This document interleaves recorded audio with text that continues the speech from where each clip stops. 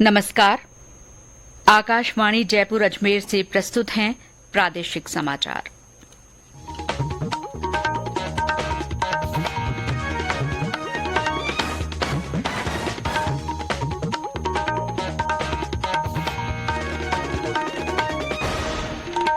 मुख्य समाचार। 18वां G20 शिखर सम्मेलन कल से नई दिल्ली में। सम्मेलन में भाग लेने के लिए वैश्विक नेताओं का दिल्ली पहुंचना जारी। प्रधानमंत्री नरेंद्र मोदी ने कहा, ये सम्मेलन मानव केंद्रित और समावेशी विकास की दिशा में नया रास्ता तैयार करेगा। प्रदेश में कल राष्ट्रीय लोक अदालत लगेंगी। इस बार डिजिटल मोड में भी सुनवाई होगी। और राज्य के पूर्वी जिलों में कहीं कहीं हल्की से मध्यम बारिश, पश्चिमी हिस्सों में मानसून की बेरुखी से तेज गर्मी।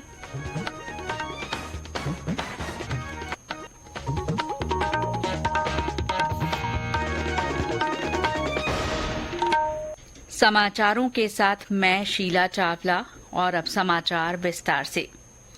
18वां G20 शिखर सम्मेलन कल से नई दिल्ली में शुरू होगा। शिखर सम्मेलन में भाग लेने के लिए वैश्विक नेता दिल्ली पहुंच रहे हैं। ब्रिटेन के प्रधानमंत्री ऋषि सुनक, जापान के प्रधानमंत्री फुमियो किशिदा, अर्जेंटीना के राष्ट्रपति अल्बर्टो फर्नांडेज, नाइजीरिया के राष्ट्रपति बोला अहमद टिनुबू, मॉरिशस के प्रधानमंत्री प्रविंद जुगन्नौथ, इटली के प्रधानमंत्री जॉर्जिया मेलोनी और बांग्लादेश की प्रधानमंत्री शेख हसीना दिल्ली पहुंचने वाले नेताओं में शामिल हैं। हवाई अड्डे पर पहुंचने पर पारंपरिक भारतीय लोक नृत्य और संगीत के साथ उनका भव्य स्वागत किया गया। अमेरिका के राष्ट्रपति जो बाइडेन आज शाम तक नई दिल्ली पहुंचेंगे। इस बीच शिखर सम्मेलन की सभी तैयारियां पूरी हो गई हैं। नई दिल्ली को इसके लिए आकर्षक ढंग से सजाया गया है। G20 नेताओं के शिखर सम्मेलन के मुख्य स्थल प्रगति मैदान के भारत मंडपम को राष्ट्राध्यक्षों और गणमान्य व्यक्तियों के स्वागत के लिए अत्यंत सुंदर तरीके से सजाया गया है। प्रधानमंत्री नरेंद्र मोदी इस दौरान विश्व नेताओं के साथ 15 से अधिक द्विपक्षीय बैठकें करेंगे। राष्ट्राध्यक्षों के लिए भारत मंडपम में एक विशेष संगीतमय रात्रि का आयोजन भी किया जाएगा। दुनिया की अग्रणी अर्थव्यवस्थाओं के शिखर सम्मेलन के दौरान खाद्य और ऊर्जा सुरक्षा से लेकर स्वच्छ ऊर्जा, संक्रमण और जलवायु परिवर्तन तक कई मुद्दों पर विस्तार से चर्चा होने की उम्मीद है। प्रधानमंत्री नरेंद्र मोदी ने कहा है कि नई दिल्ली में हो रहा G20 शिखर सम्मेलन मानव केंद्रित और समावेशी विकास की दिशा में नया रास्ता तैयार करेगा। सोशल मीडिया पोस्ट में श्री मोदी ने कहा कि वे अगले 2 दिन विश्व नेताओं के साथ सार्थक चर्चा के लिए उत्सुक हैं। शिखर सम्मेलन के लिए आने वाले विश्व नेताओं का स्वागत करते हुए श्री मोदी ने कहा कि भारत 18वें G20 शिखर सम्मेलन की मेजबानी करके प्रसन्नता का अनुभव कर रहा है। भारत पहली बार इस शिखर सम्मेलन की मेजबानी कर रहा है। प्रधानमंत्री ने कहा कि भारत सतत विकास लक्ष्यों और सतत भविष्य के लिए हरित विकास समझौते की प्रगति में तेजी लाना चाहता है। उन्होंने कहा कि भारत तकनीकी परिवर्तन और डिजिटल सार्वजनिक बुनियादी ढांचे जैसे भविष्य के क्षेत्रों को अत्यधिक प्राथमिकता देता है।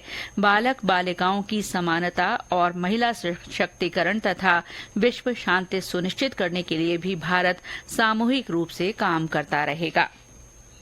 विश्व बैंक ने अपने G20 दस्तावेज में भारत की प्रगति की सराहना की है।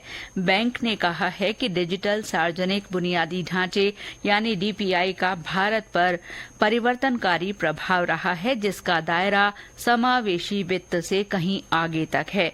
विश्व बैंक के दस्तावेज में कहा गया है कि भारत ने केवल 6 सालों में ऐसी उपलब्धि हासिल कर ली है जिसे पूरा करने में लगभग 5 दशक लग जाते।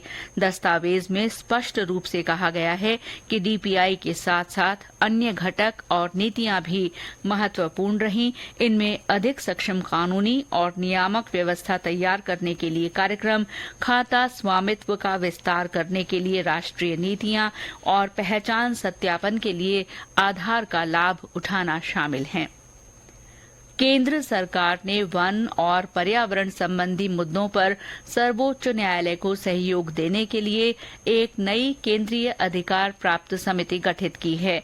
इससे पहले ये कार्य एक तदर्थ समिति कर रही थी। सर्वोच्च न्यायालय ने पर्यावरण संरक्षण तथा संबंधित कानूनों के पालन पर निगरानी रखने के लिए 2002 में केंद्रीय अधिकार प्राप्त समिति का गठन किया था। नई समिति का गठन पर्यावरण संरक्षण संशोधन विधेयक 2023 के पारित होने के तुरंत बाद किया गया है। नई केंद्रीय अधिकार प्राप्त समिति के सदस्यों का नामांकन और नियुक्ति केंद्र सरकार करेगी। ये समाचार आकाशवाणी जयपुर अजमेर से प्रसारित किए जा रहे हैं। समाचारों में आगे बढ़ने से पहले एक विशेष सूचना। क्षेत्रीय समाचार एकांश आकाशवाणी जयपुर ने अजमेर, जैसलमेर, प्रतापगढ़, पाली, अनूपगढ़, बालोतरा, ब्यावर, डीडवाना, कुचामन, दूदू, गंगापुर सिटी, जोधपुर ग्रामीण, केकड़ी, कोटपुतली, बहरोड, खैरथल, तिजारा, नीम का थाना, फलौदी, सलूम्बर, सांचौर, शाहपुरा, जयपुर शहर और जयपुर ग्रामीण जिलों के लिए अंशकालिक संवाददाताओं के चयन के लिए योग्य उम्मीदवारों से आवेदन आमंत्रित किए हैं। आवेदन जमा कराने की आखिरी तारीख 15 सितंबर है। इच्छुक अभ्यर्थी www.newsonair.gov.in पर वैकेंसीज में जाकर आवेदन का प्रारूप प्राप्त कर सकते हैं।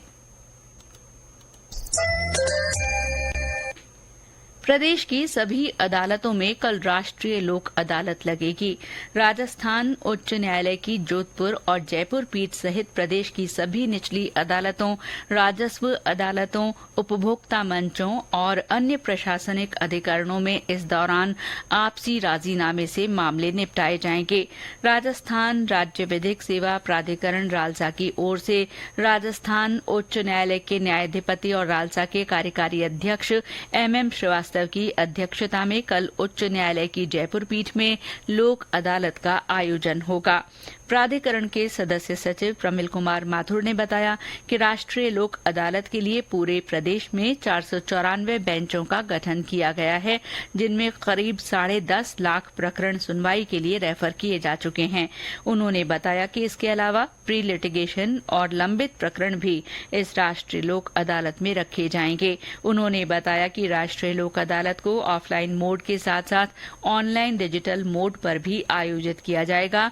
इसके लिए डिजिटल प्लेटफॉर्म RSLSA 23 लॉन्च किया गया है। इस प्लेटफॉर्म के जरिए सुदूर बैठे पक्षकार भी अपने राजीनामा योग्य मामलों को लोक अदालत में रेफर कराकर प्री काउंसलिंग की प्रक्रिया में भाग ले सकते हैं।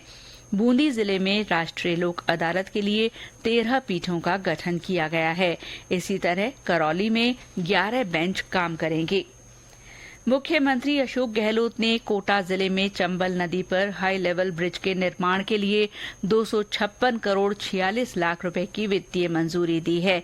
इस पुल का निर्माण राज्य राजमार्ग संख्या 120 पर गोठड़ा कलां गांव में किया जाएगा। इस हाई लेवल ब्रिज के बनने से आम जन और वाहन चालकों को सुविधा होगी और उन्हें अपने गंतव्य तक पहुंचने के लिए कम दूरी तय करनी पड़ेगी। राज्य सरकार ने 19 जिलों में सड़क निर्माण के कार्यों के लिए 232 करोड़ 10 लाख रुपए की वित्तीय मंजूरी दी है। इस राशि से बाड़मेर, जयपुर, भरतपुर में सबसे ज्यादा 21 कार्य करवाए जाएंगे। इसके अलावा जैसलमेर, नागौर, झुंझुनू, चूरू, जोधपुर, हनुमानगढ़, चित्तौड़गढ़, कोटा, पाली, अलवर, टोंक, सीकर, सवाई माधोपुर, भीलवाड़ा, धौलपुर और अजमेर जिलों में 76 सड़कों का निर्माण होगा। बीकानेर में I start innovation school hub की स्थापना की जाएगी। इसकी स्थापना के लिए 52 करोड़ 26 लाख रुपए मंजूर किए गए हैं। मुख्यमंत्री अशोक गहलोत ने इस बारे में वित्तीय प्रस्ताव का अनुमोदन कर दिया है। प्रस्ताव के अनुसार I start innovation school hub का निर्माण जोधपुर के फिनटेक डिजिटल विश्वविद्यालय, जयपुर के भामाशाह डेटा सेंटर और ई गवर्नेंस सेंटर बिल्डिंग की तर्ज पर किया जाएगा। I start innovation school hub का निर्माण कार्य सूचना प्रौद्योगिकी और संचार विभाग द्वारा करवाया जाएगा। इस हब से युवाओं और विद्यार्थियों को स्टार्टअप्स के लिए अनुकूल माहौल मिलेगा, वहीं स्थानीय स्तर पर रोजगार के व्यापक अवसर भी सृजित होंगे। मुख्यमंत्री निःशुल्क अन्नपूर्णा फूड पैकेट योजना के तहत उचित मूल्य दुकानदारों को अब फूड पैकेट वितरण के लिए प्रति पैकेट 10 रुपए मार्जिन राशि मिलेगी। मुख्यमंत्री अशोक गहलोत ने इस प्रस्ताव को मंजूरी दे दी है। मुख्यमंत्री की इस स्वीकृति से उचित मूल्य दुकानदारों को आर्थिक संबल मिलेगा। गौरतलब है कि फूड पैकेट वितरण कार्य के लिए पहले प्रति पैकेट 4 रुपए मार्जिन राशि निर्धारित की गई थी। और अब मौसम। प्रदेश में कुछ स्थानों पर हल्की से मध्यम बारिश हुई है। सबसे ज्यादा 6 सेंटीमीटर बरसात डूंगरपुर जिले के गलियाकोट में दर्ज की गई। इसी तरह झालरापाटन, छोटी सादड़ी, पीपलखूंट, चिखली, दानपुर और कुशलगढ़ में 3-3 सेंटीमीटर पानी बरसा। प्रदेश के अन्य पूर्वी जिलों में भी कहीं कहीं बारिश हुई है। पश्चिमी हिस्सों में पाली और जोधपुर जिलों में कहीं कहीं बरसात हुई। पश्चिमी क्षेत्र में मानसून की बेरुखी से पारा गर्मी की तरह चढ़ा हुआ है। जैसलमेर 41.7 डिग्री सेल्सियस तापमान के साथ सबसे गर्म स्थान रहा। इसी तरह फलौदी में भी दिन का तापमान 41 डिग्री को पार कर गया। बीकानेर और बाड़मेर में भी दिन में तापमान 41 डिग्री सेल्सियस तक पहुंच गया है। जालौर और श्रीगंगानगर में भी बेतहाशा गर्मी बनी हुई है। इस बीच मौसम विभाग ने आज भरतपुर, अजमेर, कोटा, उदयपुर और जयपुर संभागों में कुछ स्थानों पर हल्की से मध्यम बारिश की संभावना जताई है। वहीं बीकानेर और जोधपुर संभागों में कहीं कहीं पर हल्की बारिश होने की संभावना है। मौसम विभाग ने कहा है कि कोटा, उदयपुर, भरतपुर और जयपुर संभाग के कुछ हिस्सों में 9 सितंबर को भी बारिश होने की संभावना है।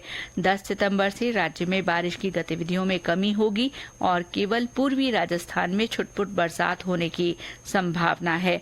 विभाग ने ये भी कहा है कि आगामी 2-3 दिन पश्चिमी राजस्थान के जैसलमेर, बाड़मेर और बीकानेर जिलों में अधिकतम तापमान औसत से 2 से 5 डिग्री सेल्सियस अधिक रहने की प्रबल संभावना है।